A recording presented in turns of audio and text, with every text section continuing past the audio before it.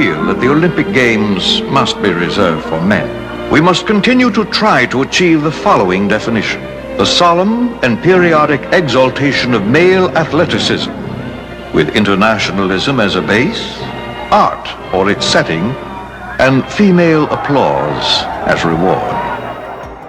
Leading all the way up until the 70s, chauvinism was a concept that was widely accepted.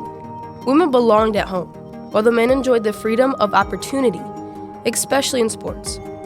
Within the last 60 years, the opportunity for women's sports has drastically grown all around the world, but it has also expanded here at Archibald Schools.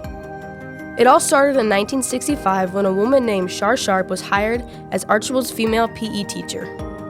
Let's start from the beginning. Starting in 1956, when Coach Sharp was in high school, the only athletics that girls had was an organization called GAA, Girls Athletic Association. At this point, female sports were merely just intramural play days with surrounding schools that happened maybe 4 times a year. Sports like volleyball and basketball were also very different for females back then. Volleyball was an 8-player game and basketball was a 6-player game with 3 players strictly having to stand one side of the half-court line. As Shar entered college, these rules started to change. When I went to college, it was still 6-player, but basketball advanced to 2 rovers who went full court, while 2 stayed at the offensive end, 2 stayed at the defensive end.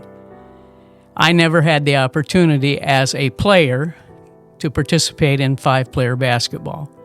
While in college, women like Shar had to constantly fight for things like places to practice, practice time, and simply just the number of sports. You know, in terms of how much gymnasium time you had when I was in high school, I think once every 2 weeks we got to come in after school through the GAA, or Girls Athletic Association. Obviously, the boys were in there all the time, which is a jealousy thing. It's an unfair thing. Skipping ahead to 1964, Shar graduated college and immediately started working for a high school in Jackson, Michigan. This high school did not have any female sports, but the school mentioned their interest in getting involved to Shar. Whenever Shar tried to get things started, though, the school kept pushing it off. In the typical fashion of what has happened with the growth of girls and women's sports, everything I tried was, well, we'll get at that next year. We'll try that next year. We'll see how 1 or 2 things go this year, and then we'll get after it next year. So I had no volleyball, interscholastic teams, but I did have the opportunity to have the gymnasium several nights a week in order to get the girls involved. And the desire was there. That was the biggest driving factor. Girls wanted to be involved, and they weren't getting the opportunity. Shar quickly realized that it was time to look for a new job, and that's when she found out Archibald was hiring. She was hired on the spot as Archibald's female PE teacher in the fall of '65. It didn't take long before she got to work. Her PE teacher position stationed her in what is now the Archibald Middle School's auditorium, which was usually occupied by junior high boys, but she pushed and got the gym reserved 2 nights a week for the girls' intramural sports. Still, women were constantly battling sex discrimination education programs all around America. It wasn't until in 1972 that sex became a protected class category through a law called Title IX. No person in the United States shall, on the basis of sex, be excluded from participation in, be denied the benefits of, or be subject to discrimination under any educational program or activity receiving federal financial assistance. Finally, thanks to Title IX, by 1974, Ohio's women's sports were under the National Federation rules, and the OHSAA finally got involved. This means females were finally able to have real impactful competition starting that spring. This opened the door for Shar, and it's safe to say that Coach Sharp did a bit of everything. She became head coach of every girls' sport the Archibald had to offer. Julie Knopfsinger was a senior in high school who got to experience Shar's first real season of volleyball in 1975. My senior year was the first year that there was state volleyball, so I played under her. She was the only coach at the time. She coached volleyball, basketball, softball, and was cheerleading advisor. Not long after Julie graduated and started her own coaching career, she found herself close to Shar Sharp once again by joining Shar's coaching staff in 1987, where she would spend the next several years. It is no secret that Shar was an outstanding coach in all areas, but volleyball was her specialty. From 75 all the way to 2001, Shar led the program to 617 wins, making her 5th in all-time volleyball wins in Ohio. She's led 6 teams at the state level, with 3 of them taking home state titles, the most recent being in 1998 against Sidney Lehman Catholic.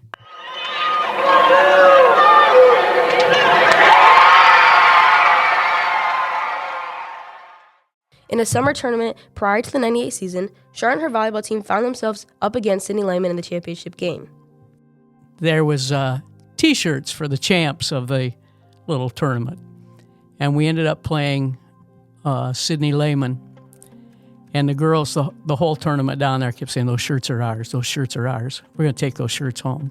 Well, we ended up getting beat by Sidney Lehman, and they took the shirts. This loss did not offset the 98 team, but rather fueled their 30-0 season.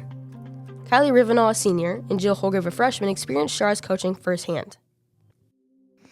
There's a big voice in the gym. A big voice in the gym. And it always had everybody at a full attention.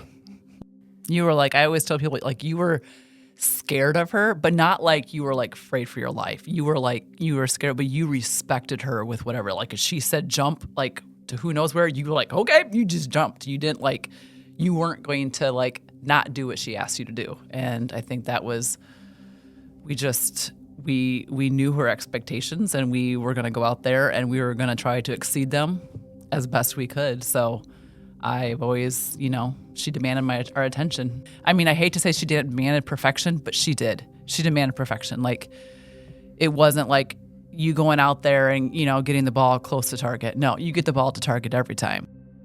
After taking care of all the teams around them with no problem, the team easily made it to the state finals. It was finally time for a rematch against the only team that beat them that year, Sidney Lehman Catholic. I just said to the ladies, I said, it'd be a shame to ruin this now. I can see us sitting at state right in the Nutter Center, all of us seniors or whoever was there, and we had a dream, a goal, a destination, and we were all like state 98, and that was like legit in our head. And Shar was one that was definitely going to take us there. Like, she was going to see that we were going to get there. Shar and her team crushed Sidney Lehman in 2 sets and easily went home with the gold.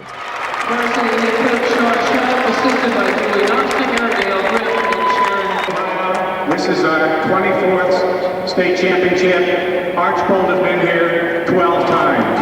22 wins in the regular season, undefeated. 4 weeks of tournament play, 8 wins, undefeated. So you indeed have earned the right to be called state champion.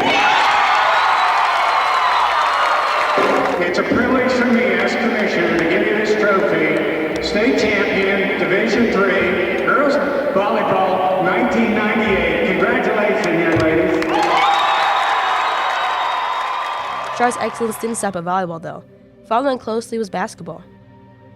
At the end of volleyball, we always seemed to be running more than we did during the season for conditioning. And we're going, what in the heck? Well, she was conditioning us for the start of basketball. From 1975 all the way to 1988, Shar led the girls' basketball program to 2 state runs with 203 wins and 87 losses. It wasn't until 88 when she decided to take the athletic director position and drop her basketball head coach position. Kevin Miller, aka Scoot Miller, was hired in 1998 as the girls' basketball head coach, and Shar decided to serve as assistant.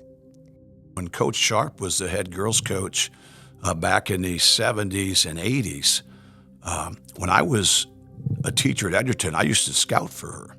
So I remember driving down to Xenia. I drove all over Ohio, it seemed like, to get scouting reports for Coach Sharp, because Coach Sharp, she never left any stone unturned. And that's the one thing I learned before I became a head coach, the fact that, when I remember first asking Shar, hey, what do you want me to look for when I go down and scout these, when I go down and scout Delphus, St. John's, wherever I'm going to go scout for them. And she would say, hey, I want to know what foot that this kid pivots with. I want to know which hand this person likes to go with. how many dribbles does this person take? Which way do they like to drop step? I mean, every little detail was never overlooked. So I remember some very detailed scouting reports that were probably 10 pages long. It looked like an essay, I'm sure, when I got to Coach Sharp's house to drop some of those scouting reports off. Well, then it kind of flipped there. When I became the head coach, Shar did the same stuff for me. And of course, we both went out scouting a lot. This duo eventually got the opportunity to take a team to state in 2002. Both Jillian Holgrave and Tess Penner were seniors on this 02 team. It was never Shar, it was always Coach Sharp. You were intimidated in a good way. Obviously, well-respected individual that you came in wanting to, obviously she has high expectations, but you were always willing to, or we were always willing to rise to the occasion and compete. But I feel like originally coming in with Coach Sharp, I feel like, yeah, she well respected.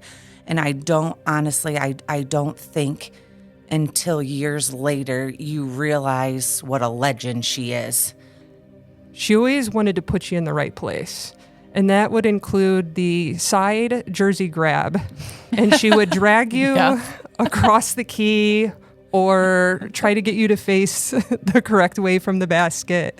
And sometimes I laugh at myself as, you know, coaching our younger kids now, and I go to grab somebody's jersey, I'm like, it's the Shar Sharp effect. Absolutely. Absolutely. The road to state was not easy. In fact, it was filled with obstacles ranging from last-minute buzzer beaters to frozen bus breaks. This is one of the million things that the things you try to prepare for everything as a coach, but you can't always cover everything. Well, we played down at regional tournament in Lexington. You know, we had a tough game on Wednesday night. We had the late game. It got started late because we were the second game. There was a split session. The first game went overtime. And by the time our game, you know, they cleared the floor, they put 30 minutes on the clock, our game got started late. And then, of course, our game, you know, we played really well, but there was timeouts and so forth. Anyways, we get done. It's well after 10 o'clock when our game gets over, and we're still, you know, almost 3 hours from home.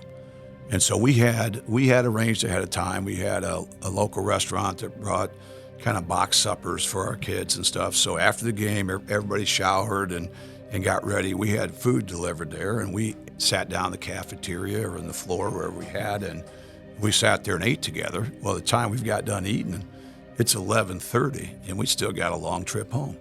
Well, we get out to the bus, and, you know, nobody else is there. All the parents have probably left an hour and a half ago. They just left when the game was over.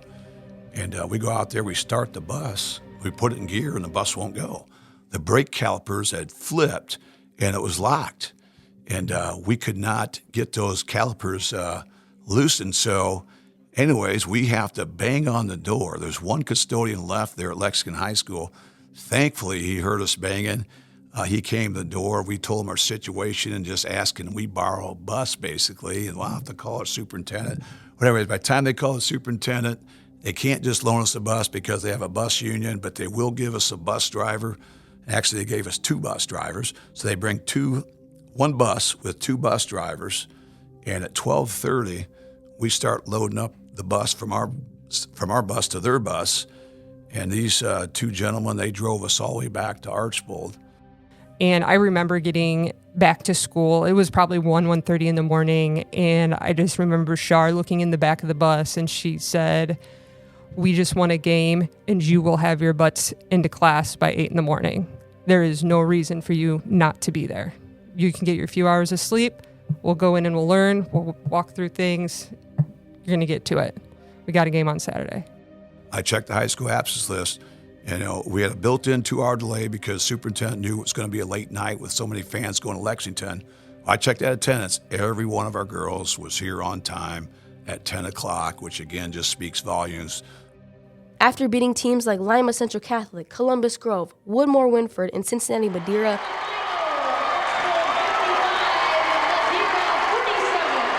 the team was finally matched up against Regina High School in the state finals. Regina had played from places like Alaska, New York, Florida, and averaged 91 points per game in their tournament season. This game was no easy task, to say the least. We struggled, and we were down, I think, 25 going into halftime. And at that point, Regina was on the merging into their third straight state title. And we went into the locker room, and I can remember Scoop coming in, and he's kind of rubbing his head a little bit, like, how do I even, at this point, it's kind of like, what do we say to get the energy back, to get the momentum back?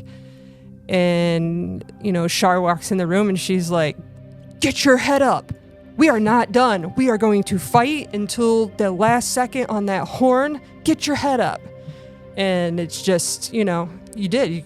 You started thinking, you needed somebody to start the engine. And sometimes she's just that voice. She's that voice that gets the engine going again, because she is, the reality. She looks at reality. Like, there's still time left. And that was always Shar's thing, though, was she never let regular season interfere with her state tournament runs. They were two very separate things. She didn't care that you guys were 21-0 in that volleyball season. It didn't matter to her that we were 17-5 during our O2 basketball season. Like, we were going to come in, we were going to work, and we had a destination to get to. It's up and down, up and down. We had our chances. We didn't make it, but it was a great game. It was a great experience. It's the first state runner-up title for Archbold. Needless to say, giving up was not in Coach Sharp's vocabulary. In fact, there was one thing that she never gave up on: her odd superstitions. We would meet in the annex, the weight room, and the bus, quote unquote, the bus would come and pick us up. We would legit act like we were getting on the bus in our bus order. We always got on the bus the same way. We got off the bus the same way.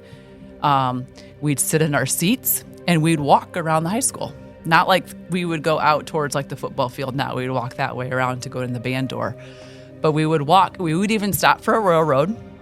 And we were lined up like in our seats, and we would walk, and then we would legit walk in the door in our order that we would walk, just like we had ridden the bus.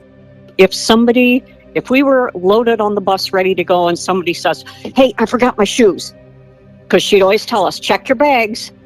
And so if that was the case, she would get off the bus first and wait till that kid got back on, and then she would board the bus again. So she was always the last one on. Coach Sharp continued to be involved in the basketball program as much as possible. Fast forward to 2009, the girls' basketball program received a new head coach, Brian Ziegler.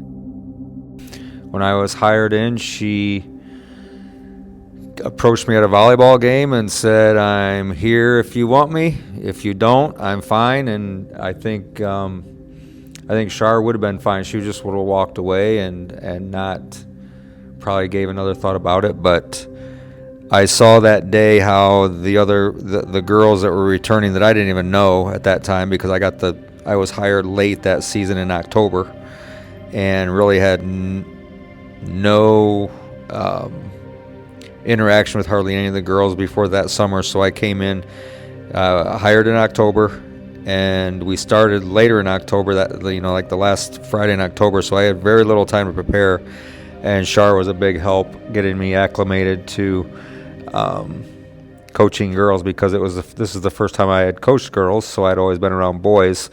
So she was a big influence on me on how to treat the girls, and a big help as far as just I saw the girls' interaction with her and knew how much they liked her. So I knew at that point that it was important that I kept her on the staff and had her return. At some point in time, he said, well, do you want to be an assistant? And he knew at that time that Coach Holgrave was going to be his JV coach. So I said, well, sure, if I can help, I'll give you a year. What is that, 17 years ago now? Something like that. Even with tremendous progress throughout the last few decades, Coach Sharp is still hungry for more. She also recognizes the shift in female athlete mentality from when she first started to today. My early kids, they would die for a uniform. I want to play, I want to play, I want to play. That has changed. There's so many job opportunities, so many distractions for you guys now. I got to have a car. I got to have money to do this. I want to go to movies. I want to buy the phone. I want, or I need. It can get better. It can get better. I want to go out of winter. Pressure's on you. Don't do that to me. No. I don't know. Retirement has to come sometime. Yeah. We don't talk about it, though. As of today, in 2024, Shar Sharp still hangs around as an assistant coach for the Archibald girls basketball program. After 60 long years of fighting for women's sports here at Archibald, Coach Sharp has left an impact so great that it is still felt all through Ohio to this day. When I go to Columbus or I go someplace and people find out I'm from Archibald, the first thing they ask me is, do you know Coach Sharp? The passion she had, not just for sports. You know, I've seen it. You've seen it with sports. I mean, she's been a track official for forever. She's coached basketball for forever. She coached volleyball forever. I mean, she's been a volleyball official. She has a passion for sports. But more than that, she has a passion for girls' sports. She was a pioneer in women's sports and definitely had an impact on a lot of young women so they would pursue their dream. She's she's the main reason why we went where we did. You can always catch her in the locker room giving you a hug and saying, I'm proud of you. She cares about each and every girl that she's coached. It's more than just sports with her. She's got her sayings that even as a junior high coach, I tell the girls, well, in the voice of Coach Sharp, birds fly, people don't.